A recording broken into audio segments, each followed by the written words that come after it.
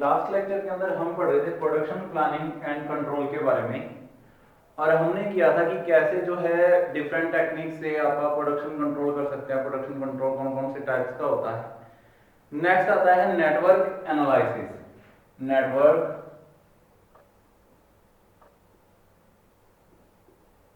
Analysis. Network analysis क्या होता है? एक्चुअल में जब आप किसी चीज के ऊपर जो अपनी एक्टिविटीज हो रही हैं, डिफरेंट एक्टिविटीज होती हैं इंडस्ट्री के अंदर, लाइक कोई मशीन को लोड कर रहा है, ठीक है, उसके बाद कोई उसको जो है, जब वही पर्सन जो है उसके बाद उसको अनलोडिंग कर रहा है, कोई प्रोसेस स्टार्ट हो रहा है, वो इवेंट है, ठीक है। एक्टिविटीज जो है वो चलती रहती है, कंटिन्यू मशीन चलती रहती हैं, ठीक है। तो वो इवेंट्स एंड एक्टिविटीज जो कंटिन्यू हो रही हैं, उनके अंदर अगर आप एक कंटिन्यू नेटवर्क बना दें और हर नेटवर्क के ऊपर क्या क्या जो है रिसोर्सेज वो आप उसके ऊपर स्पेंड कर रहे हैं, उस सारे का डाटा बनाएं, ठीक है, उसका एक चार्ट बनाएं, एक डायग्राम बनाएं, उसके ऊपर सारी डिटेल हो, ठीक है। तो उसको क्या बोलेंगे? नेटवर्क एनालिसिस बोलेंगे, ठीक है। ये क्या है इसके अंदर, ये स्मॉल स्केल इंडस्ट्री और लार्ज स्केल इंडस्ट्री के अंदर ये अपना सिस्टम यूज करते हैं to make a network between activities, events, जो भी उस पर्टिकुलर इंडस्ट्री के अंदर पाथ्स जो फॉलो की जा रही हैं, वो सारी चीजों के अंदर रिलेशनशिप कैलकुलेट करता है, ठीक है। The construction of network diagram, the construction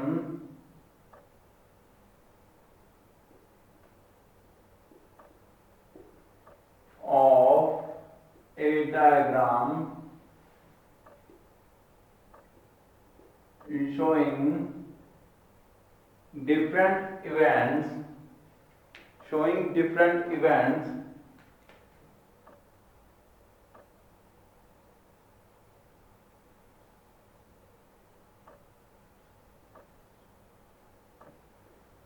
activities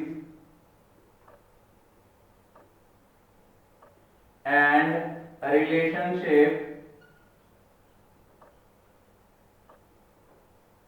between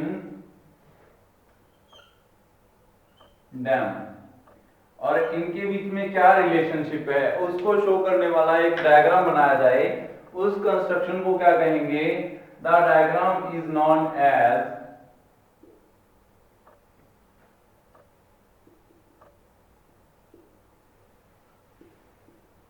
network, ठीक है। वो नेटवर्क है, वो नेटवर्क डायग्राम है, और उसको एनालाइज किया जाए तो उसको क्या कहेंगे? नेटवर्क एनालिसिस, ठीक है। तो अब अपने पास क्या है? एक नेटवर्क होता है हर इंडस्ट्री के अंदर, कहां पे कौन सा इवेंट जो है वो स्टार्ट हो रहा है, कहां पे वो एंड हो रहा है, ठीक है। ये सारी चीज क्या कहलाती है? ये नेटवर्किंग कहलाती है, ठीक है। लाइक अगर आप एक एग्जांपल ले लें तो यहाँ पे क्या है, कुछ ना कुछ इवेंट जो है वो स्टार्ट होने वाला है, इवेंट नंबर 1, और ये जो है ये एंड होगा इवेंट नंबर 2 पे जाके, ठीक है। यहां से लेकर यहां तक एक एक्टिविटी स्टार्ट होगी, इवेंट 1 से इवेंट 2 तक एक एक्टिविटी कंप्लीट हो गई है, ठीक है। तो ये क्या है? एक एक्टिविटी है। लाइक आपने क्या किया? मशीन को लोड किया, मशीन को स्टार्ट कर दिया, ठीक है, ये इवेंट नंबर 1 है।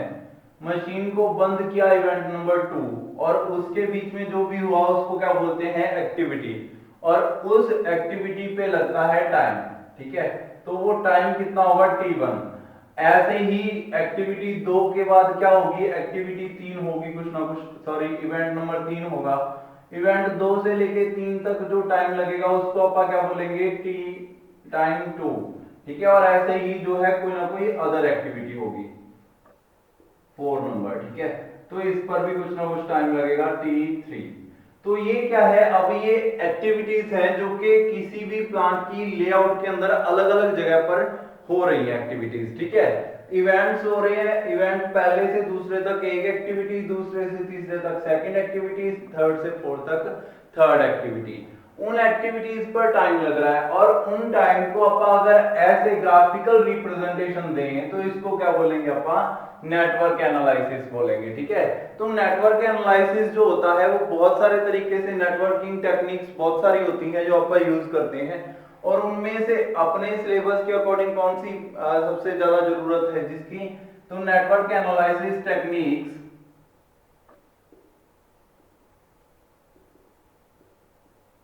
कौन कौन सी है? सबसे पहली है CPM,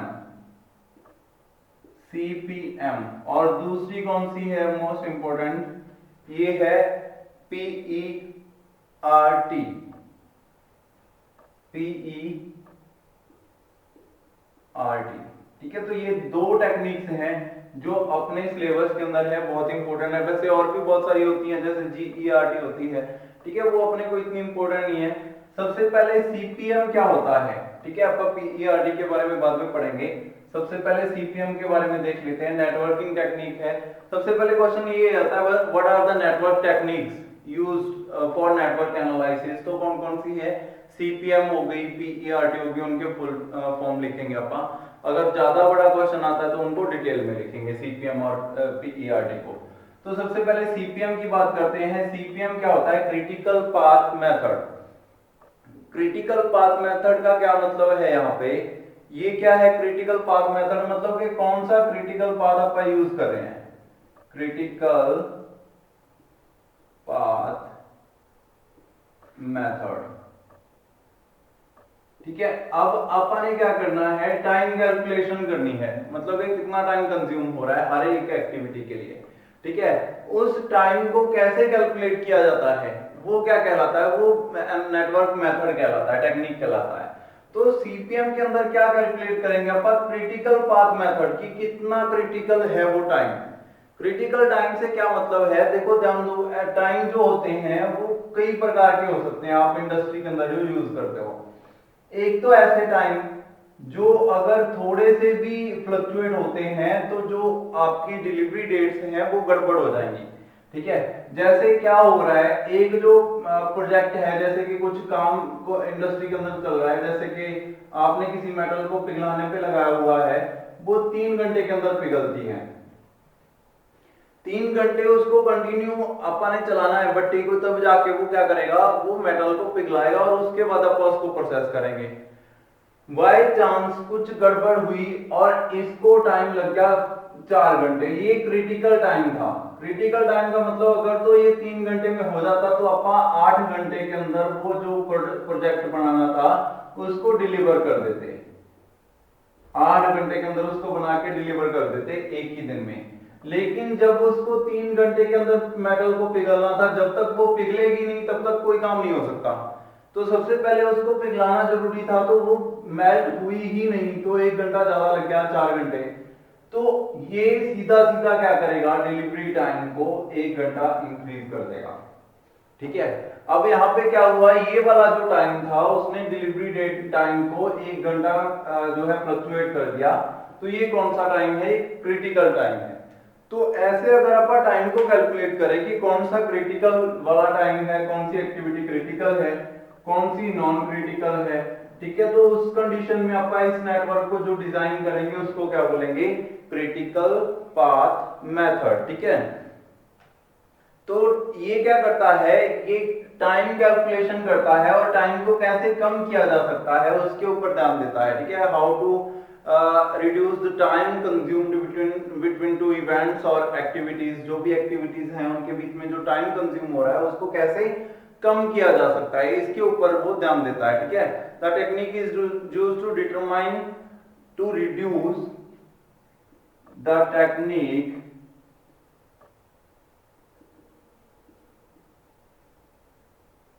is used to reduce the time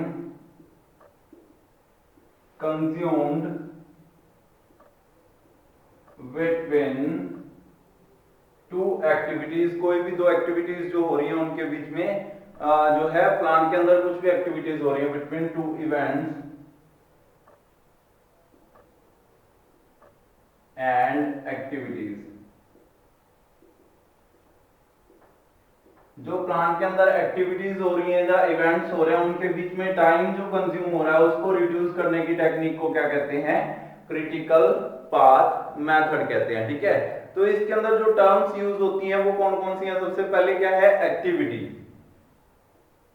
सबसे पहले क्या है? एक्टिविटी। तो एक्टिविटी मैंने आपको क्या बताया? तो इवेंट्स के बीच में लगने वाले समय को क्या बोलते हैं?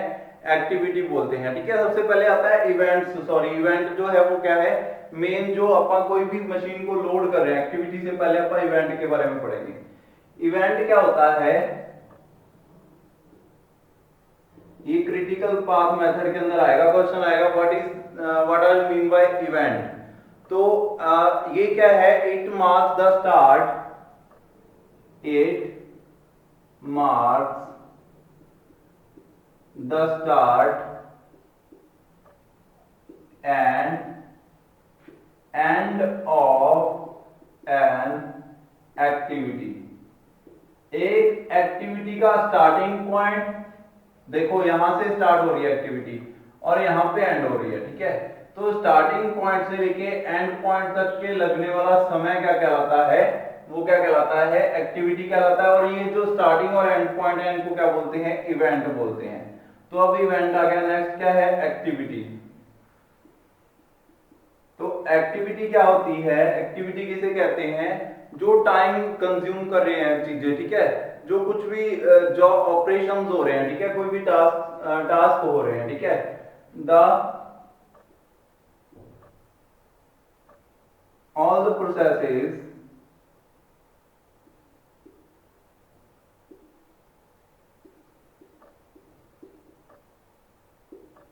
and tasks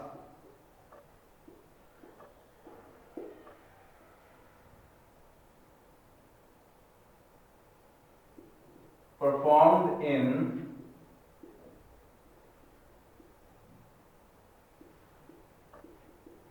manufacturing line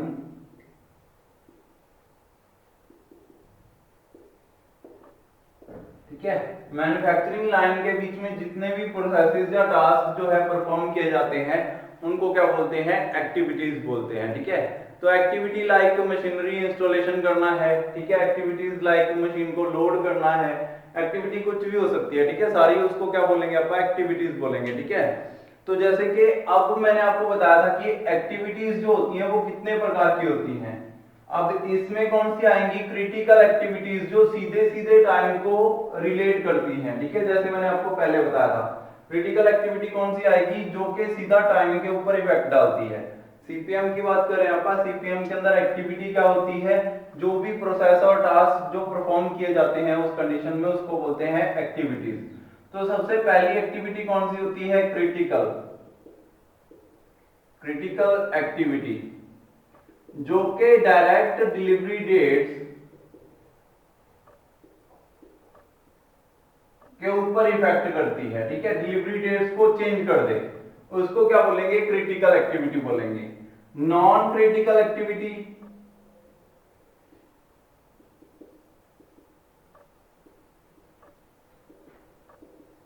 जो कि है तो प्रोसेस और टाइम कंज्यूमिंग भी है, पर उससे क्या है, जो डिलीवरी डेट्स हैं उसको इफेक्ट नहीं पड़ता। मतलब कि अगर ये जो नॉन क्रिटिकल एक्टिविटीज ऐसी एक्टिविटीज हैं जिनके अंदर टाइम का कुछ चेंज आ भी जाए, अगर 10 मिनट 20 मिनट 1 घंटा लेट हो गया, तो उसका जो है डिलीवरी डेट्स के ऊपर कोई इफेक्ट नहीं जाएगा। वो जस्ट जो है ये अपने जो प्रोसेस है उसके अंदर टाइम के अंदर चेंज आ जाएगा बस थोड़ा सा, लेकिन जो फाइनल डिलीवरी डेट है, जो डिलीवरी होनी है वहां तक पहुंचने तक वो सही हो जाएगा। ठीक है, तो ऐसी एक्टिविटीज जिनके कारण क्या है, कोई इफेक्ट नहीं पड़ता फाइनल उसके ऊपर, जो फाइनल जो अपना डिलीवरी डेट्स हैं उसके ऊपर कोई इफेक्ट नहीं पड़ता, तो उसको क्या बोलते हैं, नॉन क्रिटिकल एक्टिविटीज बोलते हैं। ठीक है, तो अब इसके अंदर क्या है, अलग अलग टर्म्स फिर से यूज करते हैं आप इन सबको। एक होती है dummy activities, dummy activities,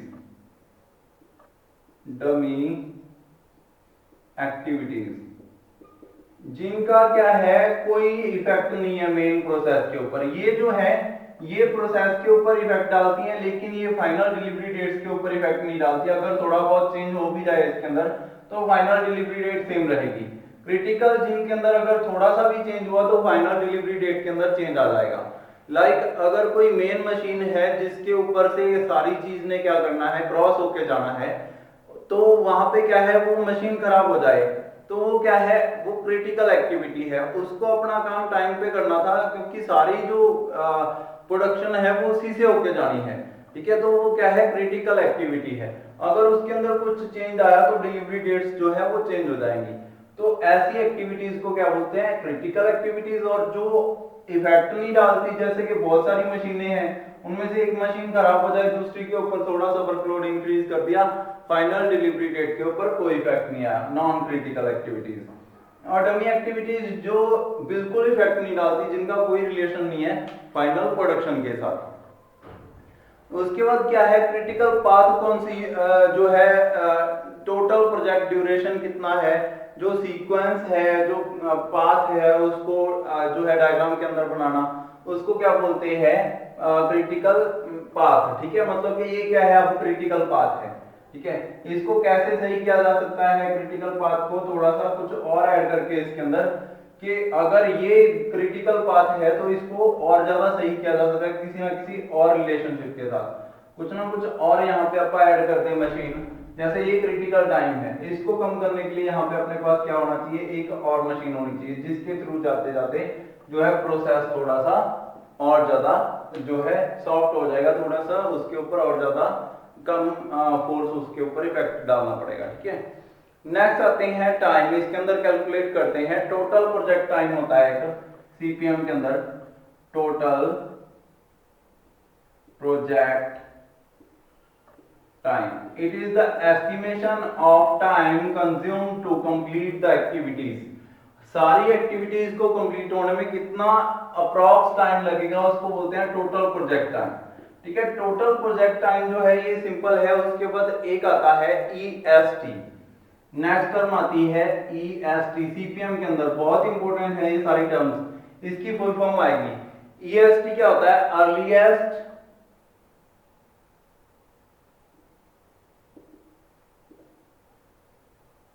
earliest time, जो कि अपन सोच सकते हैं कि फिनिशिंग टाइम इतना कम हो सकता है।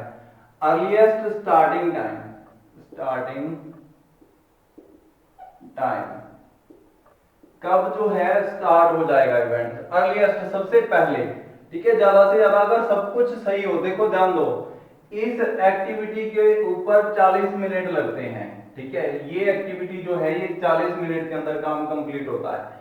तो 40 मिनट क्या है, अर्लीएस्ट टाइम है कि अगर ये इवेंट 2 बजे स्टार्ट हो तो ये 2:40 पे स्टार्ट हो जाना चाहिए। ये क्या है, अर्लीएस्ट स्टार्टिंग टाइम है। सबसे पहले जो है इवेंट कितने बजे स्टार्ट हो जाएगा, ये starting of event as earlier as possible is known as earliest starting time. It is denoted by EST, जो है शॉर्ट फॉर्म उसकी, EST से इसको डिनोट करते हैं। उसके बाद नेक्स्ट होता है EFT, earliest finishing time, जो कम से कम टाइम जब ये इवेंट खत्म हो जाएगा, स्टार्टिंग टाइम और end time, earliest finishing time, तो कब ये जाके खत्म हो जाएगा। इट इज द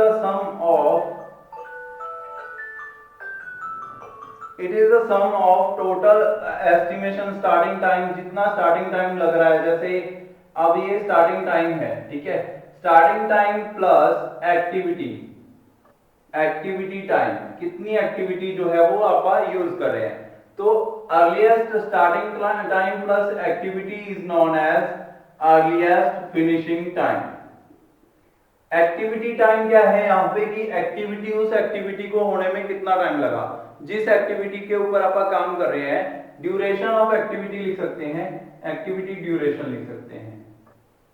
इस एक्टिविटी को होने में कितना टाइम लगा, लाइक 20 मिनट्स। तो 20 minutes plus earliest starting time कितना था, 240। तो यहाँ पे क्या हो गया, 320 क्या आ गया यहाँ पे आपका अर्लीएस्ट फिनिशिंग टाइम, 320 पर जाकर ये खत्म हो जाना चाहिए। ठीक है, तो ये क्या है, आपके पास टाइम कैलकुलेशन करने का मेथड है। इसके अंदर टर्म्स यूज होती हैं, EST earliest starting time, EFT earliest finishing time. तो EFT earliest finishing time is equal to sum of EST earliest starting time plus activity duration. यहाँ पे अगर 240 हुए हैं, तो यहाँ पे अगर 20 मिनट्स लग रहे हैं, तो ये 3 o'clock पे कंप्लीट हो जानी चाहिए एक्टिविटी। तो यहाँ पे क्या है, ये इसका स्टार्टिंग टाइम है 240 और 3 o'clock जो है उसका एंड टाइम है, अर्लीस्ट एंड टाइम। और एक्टिविटी ड्यूरेशन कितनी होगी 20 मिनट्स, ठीक है, तो उसको उसमें ऐड कर दिया। अब क्या है, ऐसा पॉसिबल नहीं है कि सारी चीजें सही ही चलें, तो हो सकता है कि कुछ चीजें जो है वो थोड़ी सी लेट हों। और कौन कौन सी टर्म्स जो है वो अपन इसमें यूज करते हैं EFT एंड EST के बाद? नेक्स्ट आता है LFT। LFT LFT क्या है? Last finishing time.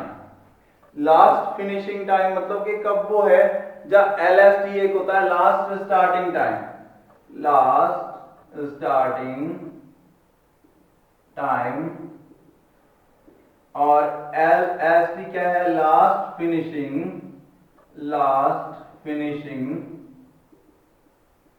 टाइम। मतलब कि इससे ज्यादा देर नहीं हो सकती, ठीक है। लास्ट स्टार्टिंग टाइम कौन सा है? मतलब कि इसको 2:40 पे स्टार्ट होना था, अगर ये 3 o'clock पे स्टार्ट होता है तो ये लास्ट स्टार्टिंग टाइम है। इसके बाद आप इसको 1 मिनट भी नहीं दे सकते, क्योंकि उसके बाद आपकी जो है फाइनल क्रिटिकल वो स्टार्ट हो जाएगा टाइम, कि अगर 3 बजे के बाद एक्टिविटी लेट होती है तो जो फाइनल आपकी डिलीवरी डेट्स हैं उनके ऊपर इफेक्ट आएगा, ठीक है। तो 3 बजे से पहले पहले इसको स्टार्ट होना चाहिए। ये दोनों टाइम्स जो होते हैं ये इंपॉर्टेंट होते हैं। 2:40 क्या है? अर्लीस्ट स्टार्टिंग टाइम, और जो 3 PM है ये क्या है? Last starting time. इसके बाद आप 1 मिनट भी नहीं देंगे इसको, ठीक है। इससे पहले नहीं स्टार्ट कर सकते 2:40 से, और इसके बाद नहीं। और यहाँ पे क्या है, एंड ऑफ इवेंट के अंदर भी क्या है? लास्ट एंड टाइम या लास्ट फिनिशिंग टाइम LFT, और लास्ट जो है अर्लीस्ट फिनिशिंग टाइम EFT, ठीक है। तो ये दो टर्म्स यहाँ पे कंप्लीट होती हैं। तो अर्लीस्ट फिनिशिंग टाइम कितना है? 20 मिनट्स की एक्टिविटी है मान लो, तो अर्लीस्ट फिनिशिंग टाइम 3 o'clock, और लास्ट फिनिशिंग टाइम कितना है? मतलब कि इसको जो है स्टार्ट लेट से हुआ, उसके बाद एंड जो है वो कैसे लेट होगा? 30 मिनट का हो जाएगा इवेंट, मतलब 10 मिनट एक्टिविटी को भी ज्यादा लग गए मान लो, तो कितने पे खत्म हो जाना चाहिए? 3:30। इससे ज्यादा लेट आप नहीं कर सकते, ठीक है। 30 मिनट अपन इस एक्टिविटी को दे दिए, इससे ज्यादा लेट नहीं कर सकते, ये लास्ट फिनिशिंग टाइम है, इसके ऊपर नहीं जाना चाहिए टाइम। तो ऐसे अपन क्या कैलकुलेट करते हैं? क्रिटिकल पाथ मेथड कैलकुलेट करते हैं। ये सारी टर्म्स उसके अंदर यूज होती हैं, ठीक है। कहां पे यूज कर सकते हैं इसको? हर इंडस्ट्री, हर कुछ भी सेक्टर है आपका, यहाँ पे आपको टाइम कैलकुलेशन करनी है तो वहां पे आप इसको यूज कर सकते हैं, ठीक है। उसके बाद नेक्स्ट आता है आपके पास कि जो ये प्रोसीजर क्या है इसको कंप्लीट करने का। तो इसके अंदर वही है, सबसे पहले आपको क्या करना है? एक डायग्राम बनाना है, ठीक है, जिसके अंदर क्या हो? एरो। पहले तो इसको प्रोसीजर आएगा, CPM प्रोसीजर कैसे बनाना है। तो सबसे पहले आपको क्या करना है? एक डायग्राम बनाना है जिसके अंदर लेआउट ऑफ प्लांट बनानी है। उस लेआउट के अंदर एरो हेड बना के इवेंट्स शो करने हैं कि कौन कौन से इवेंट, लाइक ये आपके प्लांट की लेआउट है, ठीक है। इस लेआउट के अंदर इवेंट जो है कुछ ऐसे बनेगा। इवेंट बनाने हैं सबसे पहले कि कौन सा event? Starting and and point, starting and and point, ठीक है। यहां से ये ऐसे जा रही एक्टिविटी, यहां से ऐसे, ठीक है। तो ये जो एरो हेड है ये किसको? इवेंट को स्टार्ट से एंड तक शो करेंगे। ये CPM का प्रोसीजर है। इसके अंदर आप यहाँ पे क्या लिखेंगे? टाइम कितना कंज्यूम हो रहा है, 30 minutes, 40 minutes, T1, T2, T3 कितना टाइम कंज्यूम कर रहे हैं, ठीक है। तो ऐसे आप इसको बनाएंगे। उसके बाद आप क्या कैलकुलेट करेंगे? EST earliest starting time, EFT earliest finishing time, जो है last starting time, last finishing time, ये सारे कैलकुलेट करेंगे, ठीक है। तो उसके बाद आप इसको डायग्राम के अंदर बना देंगे। तो ये सारा क्या कहलाएगा? CPM चार्ट कहलाएगा। तो ऐसे अपना CPM टेक्निक जो है वो यूज कर सकते हैं। CPM टेक्निक का फायदा क्या है? इससे आपको जो क्रिटिकल टाइम्स हैं वो पता चलेंगे कि इतना टाइम जो है वो आप इसको यूज कर सकते हैं। इससे ज्यादा कंज्यूम करेंगे तो आपका जो है वो प्रोसेस जो है वो खराब हो जाएगा, ठीक है। तो ऐसे आप इसको कैलकुलेट कर सकते हैं। ये है इसका मेथड CPM का। तो अब अपन नेक्स्ट लेक्चर के अंदर देखेंगे पीईआरटी के बारे में, वो भी बहुत इंपॉर्टेंट है टेक्निक। पीईआरटी टेक्निक क्या होती है, ठीक है, तो उसके बारे में अपन नेक्स्ट लेक्चर के अंदर देखेंगे। आज के लिए इतना ही, थैंक यू।